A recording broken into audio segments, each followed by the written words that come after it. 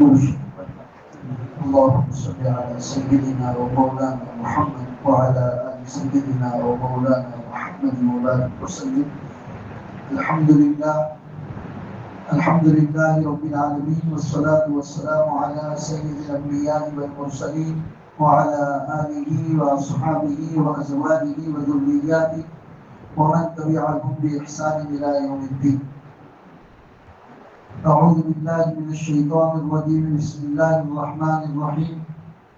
قال الله تبارك وتعالى على لسان موسى أن أرسل معنا بني إسرائيل. وقال عمر بن الخطاب رضي الله تعالى عنه: متى استعبدتم الناس ولقد ولدتهم أمهاتهم أحرارا. صدق الله العظيم وصدق رسوله النبي الكريم، ونحن على ذلك لمن الشاهدين والشاكرين والحمد لله رب العالمين. میرے محترم دینی بھائیوں، قرآن کریم کی ایک آیت کا ٹکڑا جو حضرت موسیٰ علیہ السلام نے کہا تھا وہ آپ کے سامنے تلاوت کی کہ جب فرعون نے بنی اسرائیل کو غلام بنا کر اپنے پاس رکھا تھا اور حضرت موسیٰ علیہ السلام کو اللہ نے جب نبی بنایا اور فرعون کے پاس دعوت دینے کے لیے بھیجا، فرعون کے دربار میں حضرت موسیٰ علیہ السلام نے اپنے دو معجزے، ایک وہ لکڑی کہ جس کو زمین پہ ڈالتے تھے تو بڑا اژدہا بن جاتا تھا، اپنے ہاتھ کو اپنے بغل سے نکالتے تھے تو انتہائی روشن ہو جاتا تھا. یہ دو معجزے فرعون کے دربار میں دکھائے. فرعون نے بھی جادوگروں کو بلایا، لیکن الٹا تمام جادوگر حضرت موسیٰ علیہ السلام پر ایمان لے آئے. فرعون جب ہار گئے تب اس نے حضرت موسیٰ سے کہا کہ کہیے کیا کہنا چاہتے. تو حضرت موسیٰ نے ایک مانگ کی تھی، وہ جو میں نے پڑھا آپ کے سامنے: ان ارسل معنا بنی اسرائیل. میری قوم بنی اسرائیل تیرے پاس غلام ہے، میں ان کو غلامی سے آزاد کرانے کے لیے آیا. ان ارسل معنا بنی اسرائیل، میرے بنی اسرائیل کو چھوڑ دے، میں اپنے بنی اسرائیل کو تیرے مصر سے نکال کر کہیں دور لے جاؤں گا. ہم لوگ اپنی نئی دنیا آباد کریں گے، ہم نئے طریقے سے آباد ہوں گے، لہٰذا تم ہمیں نکال کے لے جاؤ. ان ارسل معنا، قرآن کی آیت کا ٹکڑا ہے. حضرت موسیٰ علیہ السلام نے کہا تھا ان ارسل معنا بنی اسرائیل، بنی اسرائیل کو ہمارے ساتھ بھیج دیجیے. کیوں؟ انسان اللہ کی پیدا کرتا وہ مخلوق ہے کہ جس کی فطرت کے اندر غلامی نہیں ہے. ہر انسان آزاد رہنا چاہتا ہے. ایک چھوٹی سی چڑیا کو اگر ہم گھر لا کے پنجرے میں پیک کرتے ہیں تو وہ بھی پھڑپڑاتی ہے اس پنجرے سے باہر نکلنے کے لیے. گھر کے اندر اگر ہم چوہا پکڑنے کے لیے چوہا دان رکھتے ہیں، وہ چوہا اگر اس میں بند ہو جاتا ہے تو وہ چوہا بھی پھڑپڑاتا ہے اس قید سے باہر نکلنے کے لیے. چھوٹا سا مچھر، چھوٹی سی مکھی، اگر آپ نے اس کو دھاگے سے باندھ دیا تو دیکھیں کہ وہ بھی اڑنے کی کوشش کرتی ہے اور اپنے آپ کو چھڑانے کی کوشش کرتی ہے. پتا چلا اللہ نے انسان کی فطرت میں آزادی رکھی. غلامی کو کوئی پسند نہیں کرتا، اور اگر کسی نے غلامی کو پسند کیا ہے تو یہ اس کی سوچ کا نتیجہ ہے، اس کی چھوٹی سوچ کا نتیجہ ہے کہ وہ غلامی کو ایکسپٹ کرتا ہے، ورنہ غلامی انسان کی فطرت کے اندر اللہ نے رکھی نہیں. نبی پاک صلی اللہ علیہ وسلم جب نبی بنائے گئے تب دنیا کا جو نظام تھا وہ یہ تھا کہ لوگ جنگوں میں جب فتح حاصل کر لیتے تھے اور جن لوگوں کو پکڑتے تھے ان کو غلام بنا دیتے، مردوں کو غلام بنا دیتے، عورتوں کو باندیا بنا دیتے. یہ نظام حضور کے زمانے کے پہلے سے چلا آ رہا ہے. اللہ کے رسول ایک دم اس نظام کو بدل نہیں سکتے، لیکن حضور کے اندر کی سوچ ہمیشہ یہی رہی، چاہے انسان کسی بھی مذہب کا ہو کبھی غلام نہیں ہونا چاہیے.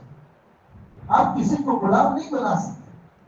اسی لیے آپ دیکھیے شریعت، ہماری شریعت دیکھیے، جو قرآن ہماری شریعت ہے، اس شریعت میں اگر آپ سے کوئی گناہ ہو جاتا ہے، کوئی غلطی ہو جاتی ہے اور اس غلطی کا کفارہ اگر آپ کو ادا کرنا ہے تو اس میں جو آپشن اللہ دیتے ہیں، سب سے پہلا آپشن ہوتا ہے غلام کو آزاد کرو. اگر آپ نے جھوٹی قسم کھا لی، قسم کا کفارہ ادا کرنا ہے، پہلا آپشن یہ ہے کہ غلام کو آزاد۔ اگر آپ نے اپنی بیوی کے ساتھ مظاہرت کر لی اور اگر آپ کو پچھتاوا ہوا، اس کا کفارہ آپ کو دینا ہے، پہلا ہی کفارہ یہ ہے کہ غلام کو آزاد کرو۔ شریعت اسلامیہ نے ہر جگہ پر غلام کو آزاد کرنے کو مقدم رکھا اور بڑی فضیلتیں بیان کی۔ جو بھی آدمی مالدار ہے، اگر وہ ایک غلام کو آزاد کرے گا، دو غلام کو آزاد کرے گا، اس کو اللہ کے وہاں اتنا بڑا ثواب ملے گا۔ یعنی اللہ کے رسول کی محنت، قرآن کی تعلیم کبھی بھی یہ نہیں چاہتی کہ کسی انسان کو غلام بنا کر رکھا ہے۔ اسی لیے حضرت عمر فاروق کا وہ قول میں نے آپ کو پڑھ کے سنا ہے۔ حضرت عمر فاروق اکثر کہا کرتے تھے، متى استعبدتم الناس وقد ولدتهم امهاتهم احرارا، کب سے تم نے لوگوں کو غلام بنا دیا، ان کی ماؤں نے تو ان کو آزاد جنا۔ کوئی اپنی ماں کی پیٹ سے غلام پیدا نہیں ہوا۔ اسی لیے شریعت کا ایک مسئلہ بتا دوں، پتا نہیں تمہیں سمجھ میں آتا ہے کہ نہیں، کہ اگر کسی کے گھر میں باندی، غلام مرد ہے تو غلام، عورت ہے تو باندی، باندی سے ہم بستری کرنے کی اجازت ہے۔ جیسے آپ بیوی سے ہم بستری کر سکتے ہو، اس طرح باندی سے ہم بستری کرنے کی اجازت ہے۔ لیکن یہاں میں پوائنٹ آپ کو بتانا چاہتا ہوں، کسی آدمی نے اپنی باندی سے ہم بستری کی اور اس سے حمل رہ گیا، تو چاہے اس کا سیٹھ، اس کا آقا چاہے نہ چاہے، یہ باندی جس دن بچے کو جنم دے گی، بچہ بھی آزاد، اس کی ماں بھی آزاد۔ یہ شریعت کا مسئلہ ہے۔ پتا چلا، جنرل بات یہ سمجھ میں آئی کہ اللہ نے انسان کی فطرت کے اندر آزادی رکھی ہے، کوئی کسی کو غلام بنانے کے لیے نہیں ہوتا۔ اس لیے حضرت عمر فرماتے تھے، متى استعبدتم الناس وقد ولدتهم امهاتهم احرارا، کب سے تم نے لوگوں کو غلام بنانا شروع کر دیا، ان کی ماؤں نے تو ان کو آزاد جنا دی۔ 15 اگست ہندوستان کا یوم آزادی، جب بھی 15 اگست آتی ہے، ہم بڑے زور و شور کے ساتھ ہمارے ملک کی آزادی کا جشن مناتے ہیں کہ 1947 میں ہمارا ملک آزاد ہوا۔ لیکن اس ملک کی آزادی جس کا ہم جشن مناتے ہیں، کیا اس کی تاریخ جانتے ہیں کہ نہیں جانتے؟ آپ شاید جانتے ہو کیونکہ آپ نے اپنے بکس، اپنے سلیبس میں اس کو پڑھا ہے، لیکن مجھے نہیں لگتا کہ آپ کی اولادیں اور آپ کی نسلیں اس آزادی کی تاریخ کو جانیں گی، کیونکہ اب جو بکس اور سلیبس آ رہا ہے اس کے اندر آپ کی تاریخ، آپ مسلمان کی تاریخ کو میڈیا میٹ کر دیا جا رہا ہے، ختم کر دیا جا رہا ہے، تاکہ آنے والی نسلوں کو پتہ نہ چلے کہ اس ملک کی آزادی کے اندر مسلمانوں کی کتنی قربانی رہی۔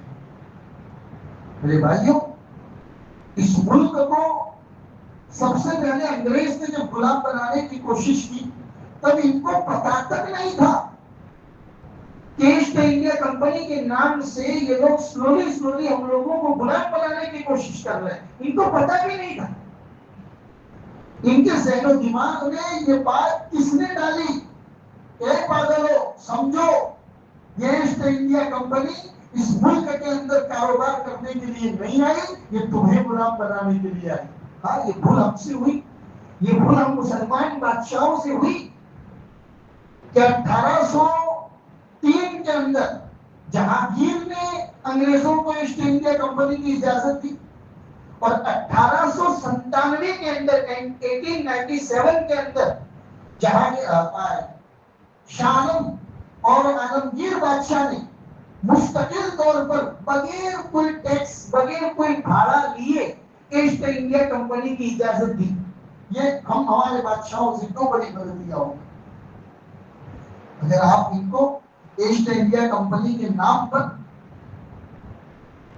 اس ملک کے اندر کمپنی ڈالنے کی اجازت دیتے، لیکن ٹرم اینڈ کنڈیشن طے کر لیتے آپ کہ دیکھو ہم ہمارے ملک میں آئے ہو، کاروبار کرو، اپنی فیکٹریاں ڈالو اور ہمارے ملک کے لوگوں کو روزگار ملے گا، کام کاج کرو، ہمیں کوئی پرابلم نہیں، لیکن ہمارے ملک کے اندرونی کسی بھی معاملے میں تم انٹرفیئر نہیں کرو۔ یہ پہلی شرط لگا دینی چاہیے کہ مسلمان بادشاہوں کو جو انہوں نے نہیں کرے، کیونکہ آزاد یہ ملک چھوٹا ملک نہیں ہے میرے بھائیوں، آپ اندازہ لگاؤ کتنا بڑا ملک، بنگلہ دیش، پاکستان، یہ پورا کا پورا ایک ہندوستان ملک ہے، اتنا بڑا ملک. اور اگر اس ملک کی ریسورسز یعنی وسائل، آمدنی جس سے ہم کماتے ہیں، جس سے ہمارے ملک کا نظام چلتا ہے، اگر اس ملک کے اندر آپ دیکھو کہ دنیا میں کسی کے پاس اتنا نہیں. یہ اللہ تبارک و تعالیٰ نے اس پیارے وطن کو عطا فرمایا. اسی لیے ان کی نظر تھی، وہ ایسٹ انڈیا کمپنی کے ذریعے 1700 کے ابتدا سے انہوں نے ہندوستان کے اندر آنے کی پوری مہم بنا دی. اور ایسٹ انڈیا کمپنی کے نام سے یہ لوگ آئے، اپنے ناپاک سایہ اس ملک پیارے وطن کے اندر انہوں نے ڈالا. اور سب سے پہلے اس طرف بنگال کے اندر کولکاتہ، گجرات کے اندر سورت، یہ وہ علاقہ تھا جہاں پر ان لوگوں نے اپنے دفاتر ڈالے اور یہاں سے انہوں نے ایسٹ انڈیا کمپنی کے نام سے کام شروع کیا. لیکن پھر بھی ان نادانوں کو پتا نہیں تھا کہ یہ ایسٹ انڈیا کمپنی تمہارے گلے پر رکھی جانے والی سب سے پہلی چھری اور تلوار ہے. تم سمجھو، اس بات کو سمجھے. ان نادانوں کو پتا نہیں تھا اس ملک کے باسیوں کو سب سے پہلے اس بات سے کسی نے آگاہ کیا تو مسلمان نے ان کو سمجھایا. ذرا دور کی سوچو، یہ صرف فیکٹری ڈالنے کے لیے نہیں آئے، یہ صرف کمپنی ڈالنے کے لیے نہیں آئے. یہ پیارا وطن جس کو سونے کی چڑیا کہا جاتا ہے، اس ملک کے سونے کے اوپر، اس ملک کے ریسورسز کے اوپر اور اس ملک کی آمدنی کے اوپر ان کی نظر. تمہارے پاس 3 طرف سے دریا ہے، تم امپورٹ اینڈ ایکسپورٹ اچھے سے کر سکتے ہو. دنیا کے پاس اتنا زیادہ فیلڈ لیول پر میدان اتنا کام کرنے کا نہیں ہے جو اس ملک کے پاس. 3 طرف سے دریا، پوری دنیا میں جہاں کہیں جائے اپنا مال بھیج بھی سکتا ہے، منگوا بھی سکتا ہے. یہ تمام چیزیں ان کو پتا تھی. اسی لیے ایسٹ انڈیا کمپنی کے ذریعے وہ آئے اور رفتہ رفتہ، کہتے ہیں نا کسی آدمی کو گھر بلا کے اگر کھلانا ہے تو آم کھلا دو، اس کو آم کا درخت مت بتایا کرو. بہت زیادہ پیار اگر امنڈ آوے نا تمہیں کہ دعوت کرنی ہے خدا آدمی کی، تو گھر بلا کے آم کھلا دو، آم کا درخت مت بتایا کرو. یہ ہماری مغلیہ سلطنت کے بادشاہوں کی سب سے بڑی غلطی ہوئی. انہوں نے ان کو دسترخوان پر بلایا، کھلایا، پلایا اور اندرونی مشورے کے اندر بھی ان کو شامل کیا. کیا ضرورت تھی تمہارے ملک کے اندرونی حالات میں ان کو انٹرفیئر کرنے کی؟ یہ ہماری غلطی ہوئی. چنانچہ ایک دن بلایا، دوسرے دن آپ نہیں بلاؤ گے تو برا مان جائیں گے. بھائی کل تو مشورے میں آپ نے ہم کو بلایا تھا، آج کے مشورے میں ہم کو کیوں نہیں بلایا؟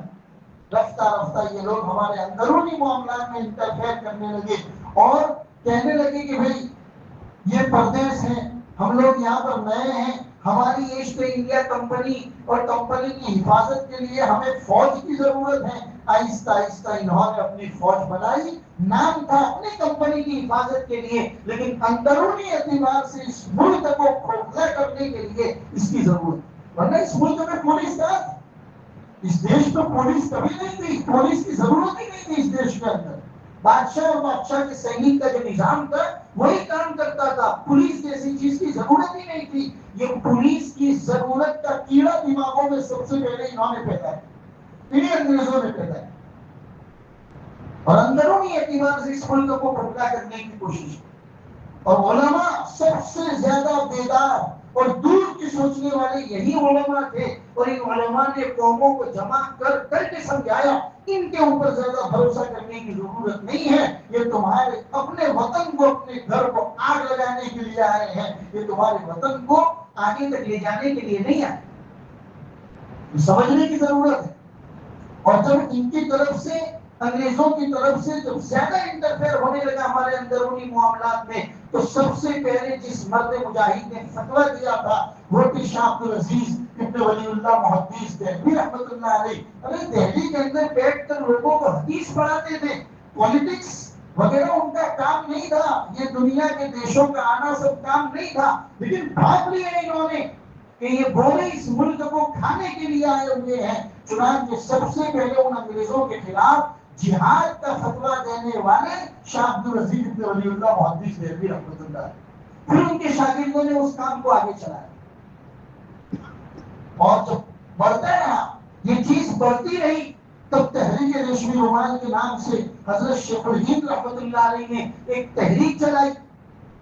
افسوس کہ وہ تحریک کامیاب نہیں ہوئی، انگریزوں کے ہاتھ میں وہ خط پکڑا گیا جس رومال کے اوپر آپ نے خط لکھے افغانستان کے مسلمانوں کو بیدار کرنے کے لیے کہ ہمیں اپنے ملک کی حفاظت کے لیے تمہاری بہادری کی ضرورت ہے، یہ خط لکھ کر بھیجا تھا اور وہ خط انگریزوں میں پکڑا گیا اور تحریک ریشمی رومال کامیاب نہیں ہوئی۔ لیکن اس کی پاداش میں حضرت شیخ ولید رحمۃ اللہ علیہ کو مدینہ سے گرفتار کر دیا گیا۔ انگریزوں نے مدینہ کا جو والی تھا اس والی سے ساز باز کی اور کہا کہ یہ آدمی ہمارے ملک ہندوستان کے لیے خطرہ ہے، ہماری آزادی ایسٹ انڈیا کمپنی کے لیے خطرہ ہے، ہم اس کو گرفتار کرنا چاہتے ہیں۔ حضرت مدینہ سے مکہ روانہ ہو رہے تھے اور اس کے بیچ میں حضرت کو گرفتار کر دیا گیا اور مالٹا کی جیل میں جو انگلینڈ کے قریب میں ہے، وہاں کی جیل میں حضرت کو 3 سال صعوبت اور مشکلی کے اندر رکھا ہے۔ 1920 میں 1920 1920 میں جب حضرت پہلی مرتبہ گیٹ آف انڈیا کے اوپر پہنچتے ہیں تب ہندوستان کے بڑے بڑے لوگ، کانگریس کے بھی لوگ اور مسلم لیگ کے لوگ آپ کا ویلکم کرنے کے لیے، استقبال کرنے کے لیے بمبئی میں پہنچے ہیں۔ حضرت نے حکیم اجمل خان کی کوٹھی اور بنگلے کے اوپر لے جا کر بڑے بڑے رؤسا کو جمع کیا اور پہلی مرتبہ کرم چند گاندھی کو مہاتما گاندھی کا لقب دینے والی شپلی اسی جگہ پر جائے اور کہا تھا اب ہمارے خرچے سے، ہمارا خرچہ، ہم مسلمان قوم چندہ جمع کرے گی، ہمارے خرچے سے ہم تمہیں پورے ہندوستان کا دورہ کرائیں گے، کیونکہ آپ تازہ انگلینڈ اور افریقہ سے بیرسٹر بن کر آئے ہیں، اس ملک کے لیے آپ جیسے بیرسٹر کی ضرورت ہے، آپ کے پاس پیسہ نہیں ہے، فکر کرنے کی ضرورت نہیں ہے، ہم اپنے چندے سے آپ کو پورے دیش کا دورہ کریں گے۔ چنانچہ مہاتما گاندھی کو مسلمانوں کے پیسوں سے پورے ہندوستان کا دورہ کرایا گیا، حالانکہ کی نشیب و فراق معلوم کی گئی کہ کس طریقے سے ہم اس ملک کو آزاد کرانے کے لیے کام کر سکتے ہیں۔ اور یہ مولانا محمد علی جوہر، مولانا شوکت علی گوہر، جن کی یونیورسٹی کو رامپور کے اندر گرانے کی باتیں چل رہی ہے، آپ لوگ سوشل میڈیا کے اوپر پڑھتے ہوں گے، وہ مولانا شوکت علی گوہر اور مولانا محمد علی گوہر، یہ دونوں بھائی، انہوں نے سب سے پہلے لوگوں کو واقف کرایا۔ دیکھو ہم آپ کو ویک پوائنٹ بتاتے ہیں کہ ابھی دوسری عالمی جنگ چل رہی ہے، برٹن ویسے بھی کمزور ہو چکا ہے، اگر ہم آزادی کی چڑوڑ کو اور زیادہ بڑھا دیں گے تو یہ ان کے اوپر ایک بہت بڑا اٹیک ہوگا، برٹن چاہنے کے باوجود بھی آپ کے اوپر ایکشن کا ری ایکشن نہیں دے سکے گا، ہمیں اپنے آزادی کی چڑوڑ کو اور زیادہ بڑھانے کی ضرورت ہے۔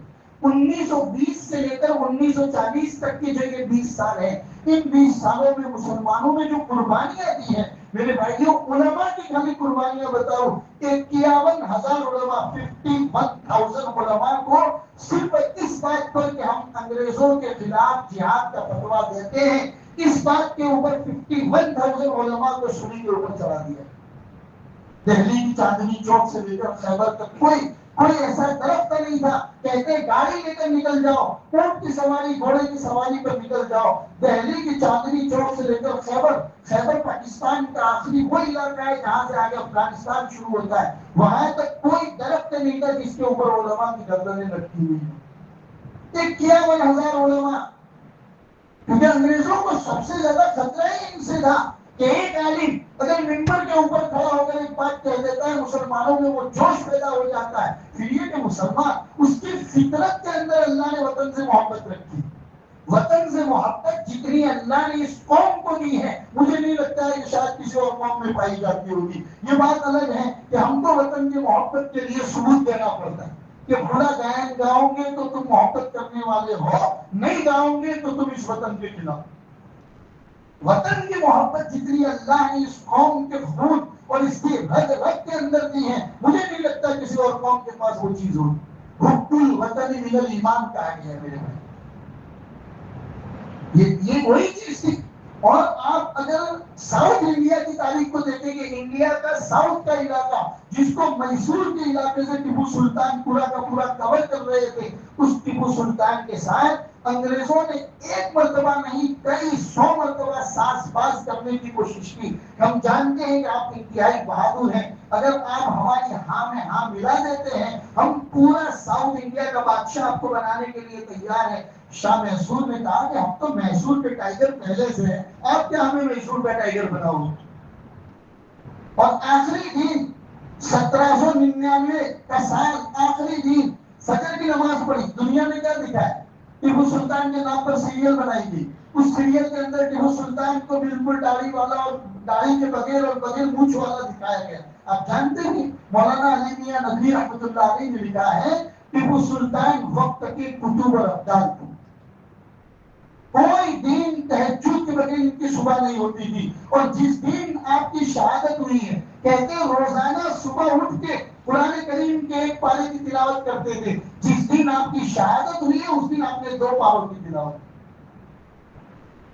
لیکن اپنوں کی جب غداری ہوتی ہے نا، آدمی وہیں پر ہتھیار ڈالتے تھے.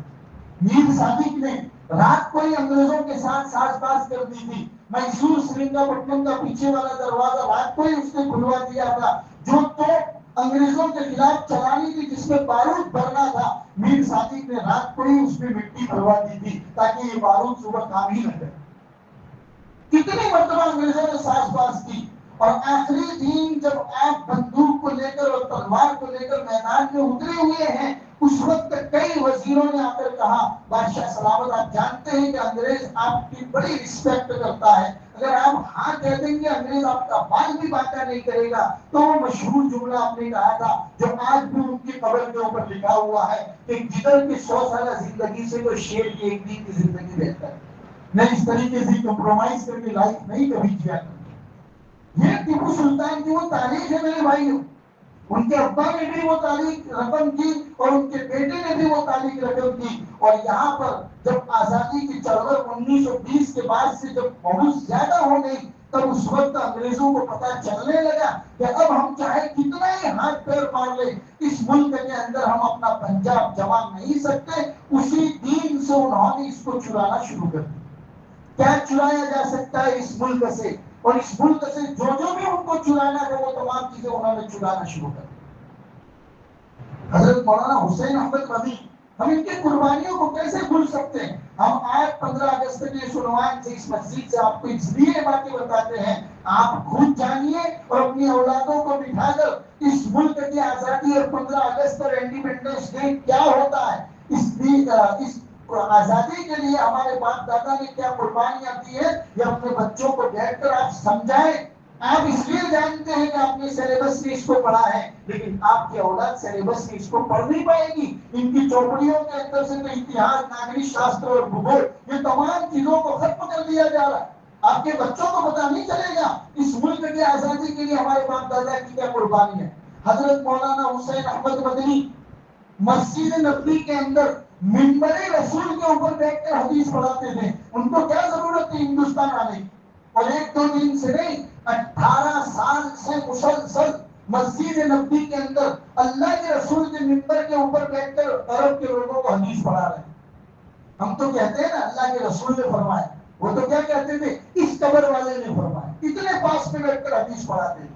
لیکن جب اس ملک کو ضرورت پڑی، پتا چلا کہ اس ملک کا یہ اتر کا جو علاقہ ہے، اس پورے اتر کے علاقے کے اندر مسلمانوں میں جہاد کا شوق اور اس وطن کے لیے قربانی دینے کا جذبہ پیدا کرنے کی ضرورت ہے. حضرت نے 18 سال مدینہ کی جو خدمت ہے اس کو کسی اور آدمی کا حوالے کر کے ملک کے اندر واپس، اور ملک کے علاقے کے اندر جگہ جگہ پر جا کر بتایا سودیشی تحریک اور جتنی بھی تحریک گاندھی جی کے واسطے سے اٹھی تھی ان تمام کا سپورٹ کیا اور لوگوں کو بتایا کہ اس ملک کی آزادی کے لیے ہمیں یہ قربانی کرنی. اور فرمایا اگر میں بوڑھا ہو گیا، مجھ سے نہیں چلا گیا، میں چارپائی میں لیٹ جاؤں گا اور اپنے شاگردوں کو کہوں گا کہ میری چارپائی اٹھا کر مجھے اس دیش کے کونے کونے میں گھماؤ. میں اس دیش کے کونے کونے میں جا کر کہوں گا کہ انگریزوں کی غلامی کرنا حرام. اس وقت انگریز نے آپ کے خلاف شوٹ کا آرڈر دے دیا تھا کہ جہاں کہیں حسین احمد ملے ان کو گولی مار دی جائے. کراچی میں بہت بڑی کانفرنس ہو رہی اور اس کانفرنس کے اندر روح پھونکنے کے لیے، وطن کی آزادی کی روح پھونکنے کے لیے حسین احمد مدنی کی سخت ضرورت تھی. لوگوں کو یقین تھا کہ حضرت نہیں آئیں گے، لیکن لوگوں کی آنکھیں اس وقت چکا چوند ہو گئی جب یہ اپنے سر پہ کفن باندھ کے کراچی کے اسٹیج کے اوپر چڑھتے ہیں. دیکھا کہ انگریزوں نے اپنی بندوقوں کی لبلبی حضرت کی طرف کر دی ہے. حضرت نے فرمایا لیے پھرتی ہے بلبل چوچ میں گل، شہید ناز کی تربت کہا. پھر وہی انگریز کے خلاف جو فتویٰ دیا تھا اس کی طرف اشارہ کر کے انہی انگریزوں کی پولیس کو کہہ رہے کھلونا سمجھ کر نہ برباد کرنا کہ ہم بھی کسی کے بنائے ہوئے ہیں. فرنگی کی فوجوں میں حرمت کے فتوے سردار چڑھ کر بھی آئے ہوئے ہیں. وہ شجر آزادی کے خون کے سینچا. آزادی کا جو ایک درخت ہے نا، تم نے تو پانی پلایا ہوگا، ہم نے تو خون پلایا. اس لیے اکثر میں ایک سینٹینس بولتا ہوں، اس ملک کی آزادی کے لیے مسلمان نے جتنا خون بہایا ہے دوسری قوموں نے اتنا پسینہ بھی نہیں بہایا. وہ شجر آزادی کے خون کے سینچا، پھل اس کے بھی پکنے کو آئے ہوئے. انگریز چلا ہی نہیں سکا گولی، حضرت کو چاہنے کے باوجود گولی نہیں چلا سکا. یہ اس ملک کی آزادی کے لیے مسلمانوں کی قربانیاں. اپنی قربانیوں کو یاد رکھو. جب قربانی یاد رکھو گے تب جب 15 اگست آئے گا آپ کا سینہ چوڑا ہو جائے گا. کیونکہ یہ صرف اس ملک کی آزادی کی داستان نہیں ہے، اس کے اندر ہمارے باپ داداؤں کی قربانیوں کی داستان ہے. انہوں نے اپنے بال بچوں کو چھوڑ دیا. مولانا ابوالکلام آزاد، آپ جانتے ہیں ان کی پیدائش کہاں کی ہے؟ ان کی مکہ کی پیدائش. مولانا ابوالکلام آزاد مکہ میں پیدا ہوئے تھے، لیکن قربانی دی اپنے وطن کے لیے اور ہندوستان کے پہلے تعلیمی منسٹر بنے. قربانی دی اس ملک کے لیے. یہ قربانیاں مجھے اور آپ کو جاننے کی ضرورت ہے اور اپنی اولادوں کو سکھانے کی ضرورت ہے. اور بچوں کے سر پہ ہاتھ رکھ کر یہ بات بتاؤ، اس ملک کی مٹی کے خاطر ہم آشفتہ سروں نے، اس ملک کی مٹی کے خاطر ہم آشفتہ سروں نے وہ قربانیاں دی ہیں جو ہم پر واجب بھی نہیں تھی. وہ ہم نے قربانیاں دی. آپ اپنے بیٹوں کو، اپنے اولادوں کو یہ سکھاؤ اور حقیقی معنوں میں اپنے آپ کو آزاد کرنے کی کوشش کرو. میرے بھائی، ہاں ملک تو آزاد ہو گیا، لیکن میں جہاں تک سوچتا ہوں، سوچ کے اعتبار سے، تھنکنگ کے اعتبار سے آج بھی ہم لوگ غلام بنے ہوئے. حقیقی معنوں میں آزادی اس وقت ہوگی جب ہمیں سوچ کی آزادی ملے گی. اپنی سوچ کو وسیع کرو. اس ملک کے لیے قربانیاں دینے کے لیے اپنی سوچ کو وسیع کرو. اور ہر ایسا موقع جہاں پر اس وطن کو میری اور آپ کی ضرورت ہو، اپنے آپ کو سب سے پہلے پیش کرو. یہ ہے اس ملک کے ساتھ اصل وفاداری. یہ ہے اصل اپنے ماں باپ اور اپنے باپ داداؤں کی جو قربانیاں اس وطن کے لیے ہے، اس کے ساتھ وفاداری. ہم دعا کرتے ہیں ایسے موقع پر کہ اللہ تبارک و تعالیٰ ہر اعتبار سے ہمارے ملک کے ہر اعتبار سے حفاظت. بڑا پیارا ملک، بڑا وسیع ترین ملک، کمائی کے اتنے ریسورسز، اتنے ذریعے ہیں، کیا کریں. لیکن کچھ چکندر قسم کے لوگ ہیں جو اس ملک کو اندر سے کھانے کی یا آپس کی پیار محبت امن اور شانتی کو توڑنے کی کوشش کرتے ہیں. لیکن انشاءاللہ ہم ٹوٹنے نہیں دیں گے. یہ ملک سیدنا حضرت آدم علیہ السلام جو اس دنیا کا پہلا انسان ہے، اس دین سے یہ ملک آباد ہے اور انشاءاللہ قیامت تک آباد آباد آباد اور پابندہ رہے. اس امن اور شانتی کو جو بھی اس کو خراب کرنے کی کوشش کرے گا، اللہ خود اس کو برباد کر دے گا اور اس ملک کو ترقی دے گا. اللہ تبارک و تعالیٰ کہنے سننے سے زیادہ ہمیں عمل کی توفیق عطا فرمائے. وطن عزیز کے لیے اپنی زیادہ سے زیادہ قربانیاں پیش کرنے کی توفیق عطا فرمائے. وصلی اللہ علی النبی الکریم وعلی آلہ واصحابہ اجمعین برحمتک یا ارحم الراحمین.